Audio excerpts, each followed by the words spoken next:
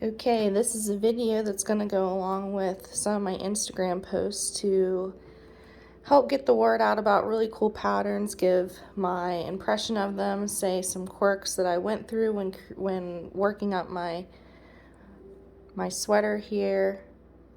Why is this a video? Well, because it'll take way too damn long to type all this out into a blog post, and I don't do that. So some disclaimers. If you are offended by any drinking whatsoever, then this video is not for you, because I usually drink wine in the afternoons. Could be in one of my videos. If you're offended by swearing, video is also not for you, because I probably will swear. There are no embedded advertisements. I'm not going to ask you to do the like button. I'm not going to ask you to share, because I don't really care about that. I just really enjoy promoting people who do a really good job. I work full-time. My husband works full-time. We also have a young child and a dog and a big house to take care of, so I do not do any crafts for monetary value. I do it just because I like it, and I like making friends that also like to make stuff like this. And what I like about the sweater I'm going to show you is that I kind of got sick of making mittens and scarves and hats and baby blankets. There's a million baby blankets out there. I've been crocheting since I've been probably 4 or 5 years old. My grandma taught me. And I'm not really interested in that anymore. I'm really interested in advanced things, and making clothing and apparel is extremely hard. Not because the stitches are hard or putting it together is hard. The hardest part is learning from your mistakes of sizing, stretching, washing, gauge. Everyone hates the word gauge and swatching. So I donated to Moorit magazine. Actually, I think it's Moorit. Allison created this. So here, let's go back to the back here. Okay, so this was their very first issue in winter 2021 from Edinburgh, Scotland. I live in the United States. I am in central Pennsylvania. Allison, to my understanding, is from the United States but did some schooling in the UK, and this is her creation. Again, I apologize for pronouncing it probably in the American style. But to note that this was really up my alley, and I really supported it because I like high-end fashion. I like making things that are complicated. I'm an advanced crocheter. I like apparel.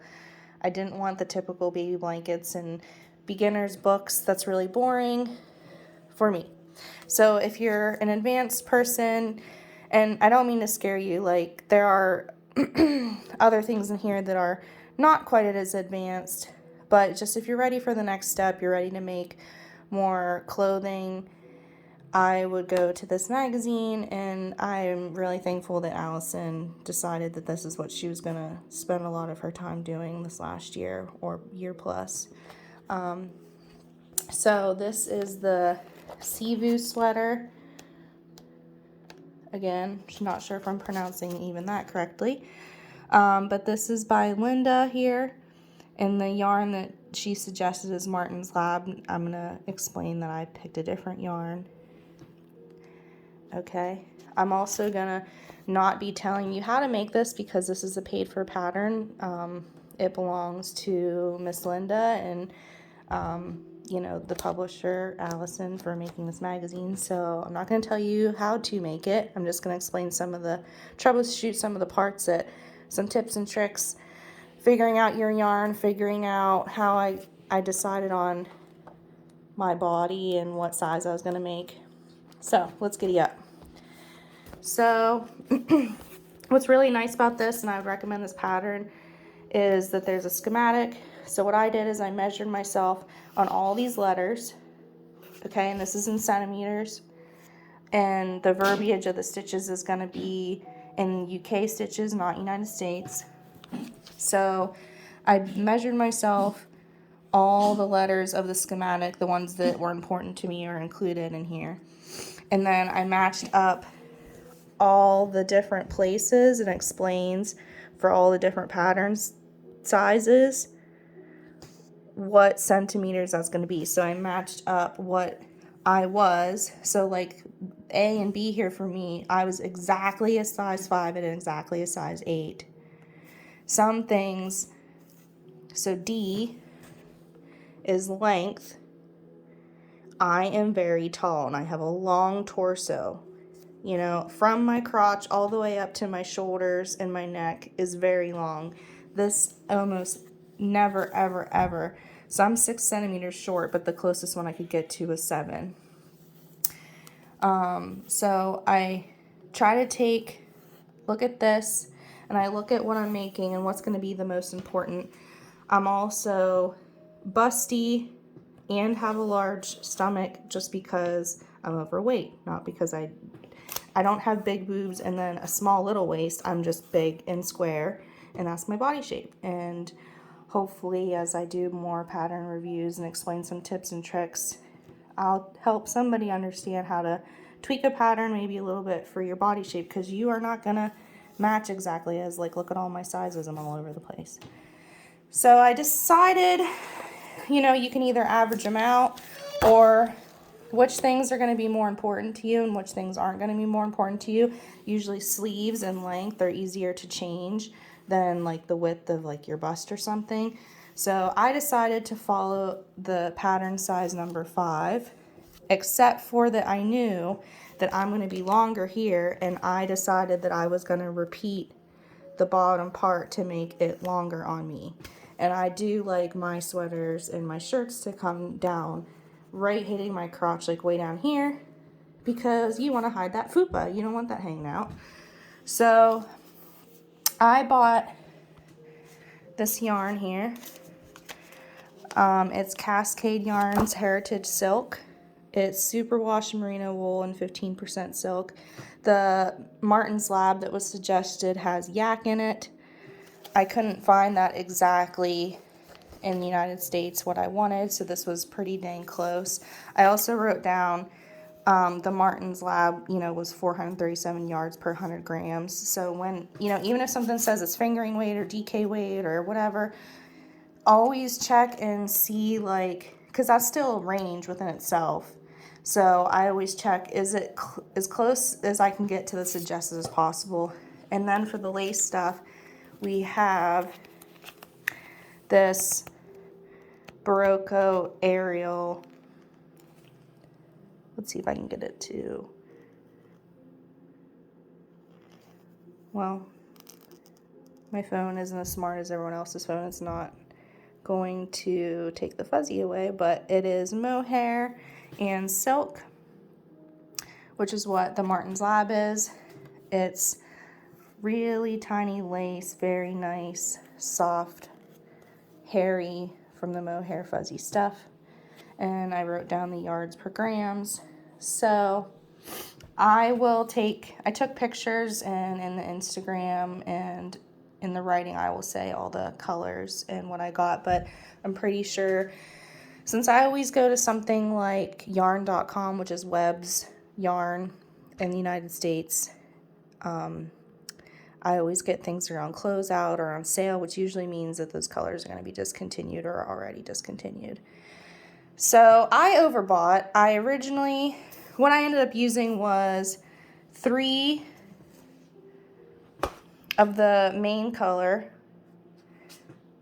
with 5 of the main color in the lace, and then 2 of the contrast color with 3 of the lace contrast color. I bought more than that. That's originally what I bought and planned for, because I was planning for enough for a size 6 in main color and a size 5 in the contrast color, because I knew that I needed extra down here because I was going to make it longer. So I went, even though I said I was going to make a size 5, I was like, well, I better buy up to a size 6.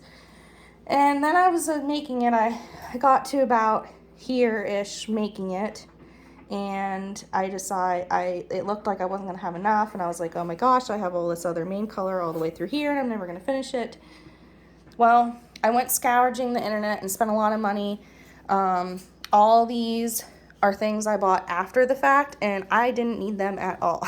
So my original calculations were correct. And that's a tip and trick for people making apparel. most of your yarn is going to be used up in the body. It takes almost nothing to make sleeves. And I freaked out and scoured for extra yarn, and I honestly didn't need it. So like I said, in the end, I am like 5'8", about 210 pounds right now. And I'm usually like a size, depending on the brand in the United States, like a 16, 18, depending. I'm larger in my chest and ribs than I am in my lower body. And for me, I ended up making, like I said, mostly falling a size 5. And I only needed 3 of the main color, 2 of the contrast, 5 of the main lace, and 3 of the contrast lace.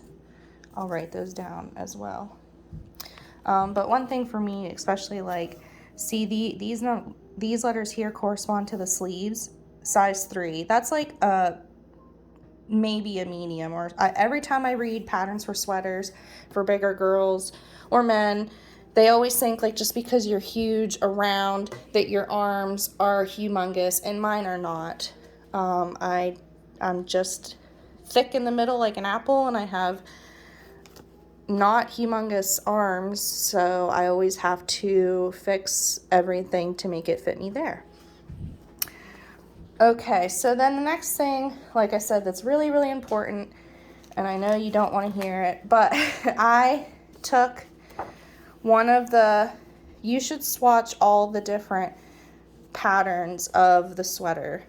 I didn't, but I know myself very well when it comes to sizing and gauge.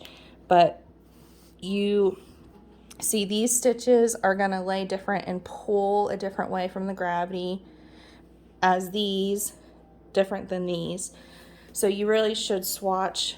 And thank you, Linda, who wrote this pattern. She does have the swatches, the gauge for each one. So I write everything in book. I have like chicken scratch. I don't do anything formal. I really, really enjoy altering patterns for myself and doing the math. It's very enjoyable to me. But I don't think I would enjoy writing a pattern because I also like to sit and make. I'm a maker. So when I swatched, it actually used a 5mm hook in the pattern. I used a 4 because I know that I crochet extremely loose. My hands are very loose. I'm not stiff at all. I don't pull tension on my yarn. My husband always asks me if I crochet so much, doesn't it hurt my wrists and my fingers? And I say no, because I'm so relaxed. It's relaxing. I'm not tense at all. So my crochet is really loose. It was supposed to be 15 stitches by 13 rows. I got 15.5 by 12. So that means if I'm fitting more stitches than the gauge, it's going to be smaller this way. I'm getting 12 rows instead of 13, so I'm getting less rows to make the same amount, which means it's going to be longer. To me, this was okay because remember, I'm going to be taller anyway. So you have to decide. Nobody can decide this for you, but think about, does something matter to you or not? And I knew that even though I washed this and took the gauge of it, washed and air dried flat and blocked out, I know from experience, and this is what you guys will learn too, is that the more I make clothing and realize when I wear them, this stuff really starts to stretch, weight pulls down certain fibers, and things start to get bigger than what you really thought they were going to be. So the biggest thing for me is I have always made sweaters way too big. And I think being an overweight individual, you think, and busty, you think that, oh, I got to be an extra, extra large. Well, really, you might realize you're not. So I kind of always cheat a little bit, and after I decide what I'm doing, I make sure to either size down the sweater, because even though I tested my blocked, this is just one little piece, and it's not going to go through the same wear and tear of actually being on your body and stretching out and you moving your arms around all day. So it could be different. So I always not always, but I think in my head, consider sizing one size down than I think I'm going to be.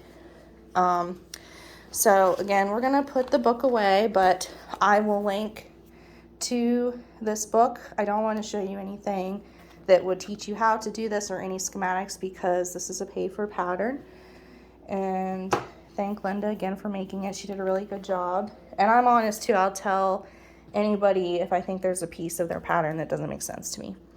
I will wear this at the end so you can see it on me, but I'm crafty in the sense that I can figure out how to make just about anything, but I'm not crafty, like creative in my brain. I can't decide to put colors together or come up with designs myself. I follow what other people do. So I made exactly the same color that Linda's pattern in the book, the pictures are almost, because I liked it. And sometimes honestly, colors of pictures of the patterns is what catches my eye. So it's very hard for me to internally imagine things in a different color and see them a different way in my head. I'm more of a math and science person, not a arts, literature, crafty person. So this pattern is worked from the bottom in the round, so all the way around. I will say that even though I told you that a size 4mm hook is what I needed, I went all the way down to a 3 for the very, very beginning. Oop, I'm gonna pause because here comes the Roomba. 1 second. Okay, now that that's over, today is the day after Christmas. I got a Roomba for Christmas. My husband cleans my house, not me, because, you know, what do we say about us crocheters? We crochet all the time. So how do we crochet and go to work and clean our house? Well, we don't clean our house. Husband does that. So sorry I paused there because that freaking thing is noisy. It's the first time we're using it. It's very loud. So you go around on the bottom. I went a hook like way smaller and held my yarn as tight as I possibly could, which I just told you is rare for me. I am a loose crocheter, so when you start this, I would go down as small as hook that you can possibly do to grab the yarn and pull as tight as you can at the beginning of this pattern. And then you go around and you follow the leaf pattern up. I wanted extra length on mine, so the size 5 would have ended here. And then one length is 2 leaves, so I added that length on. Otherwise, it would not have been long enough for me. This pattern continues in the round above the leaves, and then it's worked back and forth on both sides of the sweater, and then you'll have to, from here to here, connect them together. Now, I didn't have a lot to connect on some of the different sizes. There might be more brown here before the sleeve, but because I'm so large on my bust, this came right around, and this is where my armhole goes anyway, so I didn't have a lot to go up the side. Then you stitch the seam on the top together. I think Linda did a really good job. I followed how this kind of waterfalls cascades together, and it looks really nice and professional. And that's what makes this advanced. Practicing doing things like that, like seaming, knowing how to turn your work inside out and do that. Now let me show you the other thing about sizing is this is color work going back and forth, and you're going to have to change your color when you get to the blues. Let me turn this inside out with one hand because I'm using my cell phone. So you're going to have your floats on the back, kind of like how knitters work yoke sweaters down, and there's all that color work in the back. Honestly, I don't get snagged on this at all when I wear it because it's up here. So as soon as I put it over my head, I'm not really going to catch anything. If you ever have color work like down in your sleeves and it's going to be in the inside of your sleeves, which this one doesn't, then I would catch your floats on the back because you don't want things to get under there and catch on them. I don't have a problem with this, so Linda doesn't mention it in her pattern, and I wouldn't recommend doing it. It's extra work. You can if you want to, but what I wanted to tell you about floats on the back is this kind of holds the structure. So things that have a lot of color changes and floats on the back, those floats can only stretch so far. you know, this way. So it holds a lot of that in, so it's going to hold the form of whatever you're making. And then the hardest part of the sweater for me, I got through all this leaf pattern that is beautiful, and I was so proud that I was doing it just right. And then I got to the sleeves and I sighed, and I actually spent probably 3 nights after work with my husband, and he was like, what's going on? And I'm like, I'm sighing because of these sleeves. So you need to, these are worked flat back and forth, and then you seam up the middle, and then you attach it to your sweater. So the style of the sweater is like technically a drop sleeve. I will put this on my body and I will show you how it does drop a little bit for me, but not a lot, just because of my stature. So I actually made my sleeves too long, because you really need to measure your sleeve. Let me pull up the book again.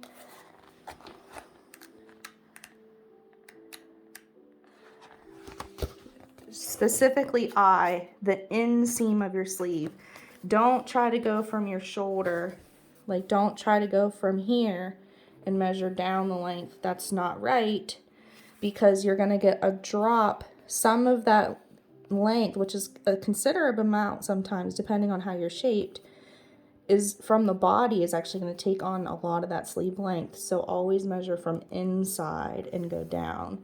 I don't remember if I measured correctly or not. You think I would after all this practice, but who knows. And also this is a different stitch than, like, a different work, and the color changes than here. There are no floats in this because it's worked back and forth this direction, and the gravity and moving your arm really stretches this material out. So my sleeves, they shrink back down after washing, but they are a little bit long, which is okay. So what I was frustrated about is trying to figure out an easier way to do less color changes. So you go back and forth, back and forth, back and forth, and you need to make sure your blue is always going the same direction. I don't know if it's this way or this way now, but you always have to have the blue. If it's on the right going left, it's always that way, whether you mean your wrong side or your right side. And you will have a lot of, since this color changes so many times, I tried to figure out if I could carry my yarn on the edge. So this was like a longer sweater, because remember, it was worked flat and then seamed together. I couldn't get it. It wasn't worth trying to float it back. It wasn't worth trying to carry the yarn color back over to this side in the next row. So I followed the directions, but I ended up taking one row out. My gauge was different, so you want these rows to match the body rows, and this gets bigger. It stretches more this way, so I actually took one contrast color out of mine, so then your blue or your main color starts on the same side, and you always go the same direction. Now, one thing I would change after doing this is I'm not good at seaming when there's like ribbing like this, and that's my seam on the good side. So after doing this, what I would say is I would work my sleeve flat, but when you get down to the end and this is worked flat as well, and then you seam the whole thing, I actually, now that I did this once, I would connect this together and work in the round for the end of the sleeve, just like the end of the bottom of the sweater was worked in a round. I would do this in the round also. And then once I finished working that in a round, then I would finish the seam all the way back up to the top. The neck was worked in the round as well, and I only had to connect. Here's the very, very back, and that is a lot nicer than me trying to, when I had it flat, and put those two together. So, I don't think I have anything else to say about it other than I highly recommend. There were a lot of really good directions. I wasn't super confused about anything. I liked the colors. I recommend this yarn So look, like this is all I had left of my, if I would have just stuck with what I originally bought and not bought extra. It's a little tiny bit itchy on your skin when you wear it. You kind of get used to it though. I really enjoyed both of these yarns. I didn't have knots, I didn't catch, they didn't unravel on me. They're really nice. And why I did finish a sweater like way over a month ago, but I would prefer to give you a review of my thoughts after I wash it and wear it a couple times, because like I told you, that's what happens when you wear this stuff. You gotta keep the fit correct, because when you wear something, it's gonna stretch on you.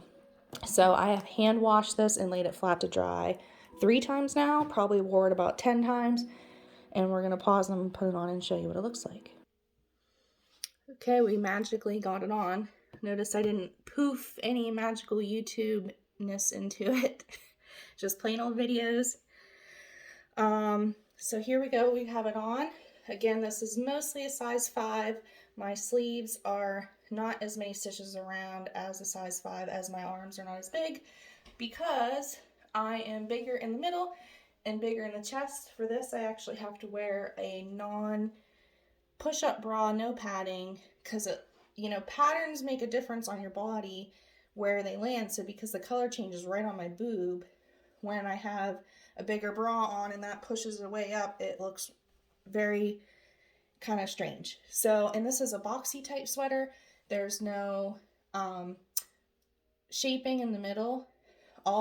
Anything you see is because it's right on my body. So this is made pretty, probably like for me, it comes out maybe to be like 1 inch of positive ease, which means it rests very comfortably against your skin, and it comes down where I wanted it to be. And I told you the sleeves, maybe, this is okay when I make it, but when I do wear this a couple times, as long as I don't get sweaty before I wash it again. Your handmade sweaters, you don't, especially if there's wool in them, you don't need to wash them every time. You know, wear them to work, wear them out to dinner, show them off, and then, you know, take them off when you get home, take care of them. You don't have to wash them all the time. And it's, when I wear it a couple times, it gets really, and this down here kind of gets really baggy. So I probably could have made this snugger and got it smaller, because I do like the style of it being a little bit snugger as opposed to bulky at the bottom, but it's okay. I'm really happy with it. So I wanted to show you what it looks like. There are no short rows in the back or anything, so sometimes I do feel like I gotta go like this a couple times throughout the day, but you know, it has to do with my shape too. But this is the Sivu sweater on. It's exactly like, you know, Moorit magazine. You can look at their images online for close-ups of, instead of those pretty pictures that you see in the magazines or in the books, they show you like the models literally going like this on a white background, and this is exactly what it looks like, and that's what it looks like on me, and it turned out really, really nice. Here's I'm in the bedroom, so I have some sunlight lighting for you to see better. Again, I have a blue top underneath. I can wear a nude colored bra without anything underneath, because up here, this on my breast does stretch the leaf out a little bit. So if you have a colored bra, black, white, something, you would see that. So either wear, if you're busty and you don't have enough ease, that like me, how it kind of just sits right on me and it stretches just a wee little bit because I'm bigger up here, I would wear something underneath. Okay, so I'm really happy with this. It took me maybe a month with the planning and everything, and after work time, so not too bad. And I think everybody should give it a try.